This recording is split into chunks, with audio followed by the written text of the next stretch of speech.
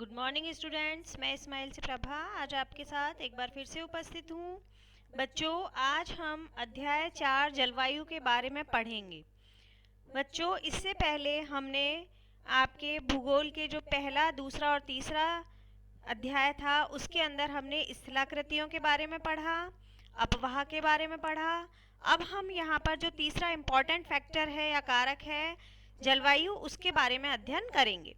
यहाँ बच्चों आप देखिए कि मौसम और जलवायु क्या होते हैं। बच्चों, किसी भी स्थान की जो दिन प्रतिदिन की या प्रत्येक घंटे की जो वायुमंडल की स्थिति होती है उसे ही हम मौसम कहते हैं। मौसम का मतलब, जैसे अभी आप घर से निकले, यहाँ सब कुछ ठीक था, थोड़ी देर बाद आप बाहर कहीं पहुंचे, वहां अचानक से बारिश होने लग गई। इस तरीके का जो परिवर्तन होता है उसी को हम मौसम कहते हैं। यानी कि मौसम वायुमंडल के प्रत्येक घंटे तथा दिन प्रतिदिन की स्थिति होती है। जबकि यही स्थिति हम लंबे समय के लिए बात करते हैं, 2 महीने, 4 महीने, 6 महीने, जब तक वो स्थिति समान बनी रहती है तो इसे हम बोलते हैं ऋतु। जैसे गर्मी, सर्दी और बरसात, इस प्रकार ऋतुएं बनती हैं। अब इसके बाद हम बात करते हैं जलवायु की। जलवायु का मतलब होता है कि किसी एक विशाल क्षेत्र में लंबे समय अवधि, यानी कि कम से कम 30 वर्ष या उससे अधिक समय तक जो वहाँ की मौसम की अवस्थाएं रहती हैं या विविधताएं जहाँ वहाँ मौसम में पाई जाती हैं, उसी को हम कहते हैं जलवायु। यानी कि मौसम एक विशेष समय में एक क्षेत्र के वायुमंडल की अवस्था को बताता है। मौसम तथा जलवायु के तत्व कौन कौन से होते हैं? तापमान, वायुमंडलीय दाब, पवन, आर्द्रता तथा वर्षण। यानी कि जब हम इन सब चीजों की बात करते हैं तो हम मौसम और जलवायु का अध्ययन करते हैं।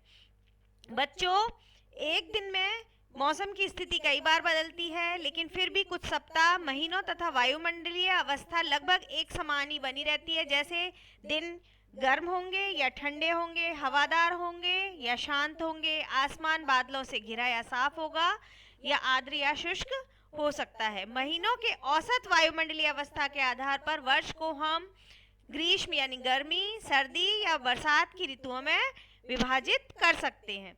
बच्चों, यहाँ जो मानसून शब्द की उत्पत्ति हुई है वो अरबी शब्द मौसम से हुई है और इसका अर्थ होता है मौसम। मानसून का अर्थ होता है एक वर्ष के दौरान वायु की दिशा में ऋतु के अनुसार परिवर्तन होना।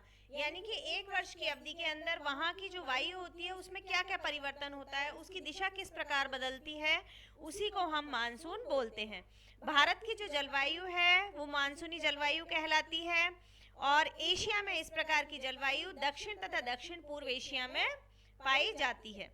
बच्चों, हम दो महत्वपूर्ण तत्व तापमान तथा वर्षण को लेकर किसी भी स्थान की जलवायु के बारे में अध्ययन करते हैं। बच्चों, गर्मियों में राजस्थान के मरुस्थलीय स्थलों में कई स्थानों पर 50 डिग्री सेल्सियस तक तापमान पहुंच जाता है, जबकि जम्मू कश्मीर में के पहलगाम में जो तापमान रहता है वो लगभग 20 डिग्री सेल्सियस रहता है।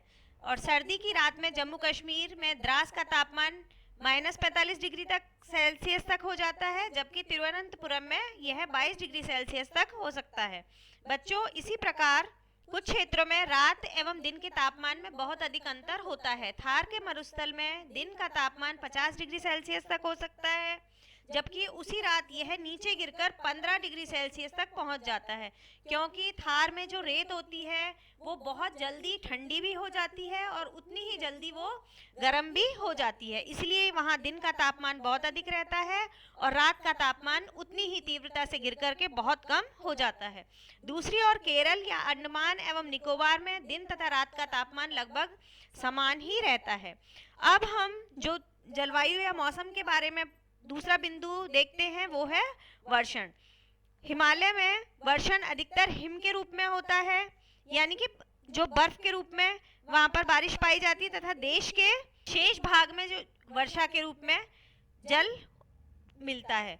वार्षिक वर्षण में भिन्नता मेघालय में 400 सेंटीमीटर से लेकर लद्दाख एवं पश्चिमी राजस्थान में यह 10 सेंटीमीटर से भी कम होती है। यानी कि किसी भी स्थान की जो वर्षा है वो भी अलग अलग हो सकती है। जैसे हमारे जो हिमालय क्षेत्र हैं वहाँ पर वर्षा अच्छी होती है, जबकि राजस्थान के क्षेत्र में वर्षा बहुत कम होती है और यहाँ कई स्थानों पर 10 सेंटीमीटर से भी कम बारिश होती है। देश के अधिकतर क्षेत्रों में जून से सितंबर तक वर्षा होती है, लेकिन कुछ क्षेत्र जैसे तमिलनाडु तट पर अधिकतर वर्षा अक्टूबर एवं नवंबर में होती है। सामान्य रूप से तटीय क्षेत्रों के तापमान में अंतर कम होता है। देश के आंतरिक भागों में मौसमी या ऋतुनिष्ठ अंतर अधिक होता है, यानी कि मौसम या ऋतुओं के अनुसार अंतर होता है। उत्तरी मैदान में वर्षा की मात्रा सामान्यतः पूर्व से पश्चिम की ओर घटती है, यानी कि जब हम उत्तरी मैदान में चलते हैं तो वर्षा पूर्व दिशा में अच्छी होगी, जबकि हम पश्चिम की तरफ जाते जाएंगे तो वर्षा कम होती जाएगी। ये जो विभिन्नताएं होती हैं, ये लोगों के जीवन में भी विविधता लाती है, जो उनके भोजन, वस्त्र और घरों के प्रकारों में भी दिखती है। जैसे राजस्थान में घरों की दीवार मोटी तथा छत चपटी क्यों होती है?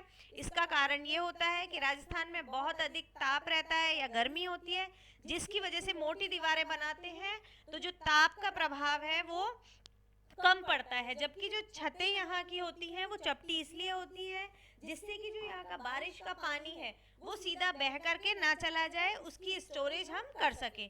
इसी प्रकार जो तराई तथा गोवा एवं मैंगलोर में ढाल वाली छतें होती हैं, ये इसलिए होती हैं क्योंकि जो तराई क्षेत्र है यहाँ पर बारिश बहुत अधिक होती है, और यदि यहाँ की छतें चपटी होंगी तो पानी जो है वहीं स्टोरेज रहेगा, जिससे मकानों को भी क्षति पहुँच सकती है। इसीलिए ढाल वाली छतों से वो पानी बह करके तुरंत नीचे जाके ज़मीन में मिल जाता है।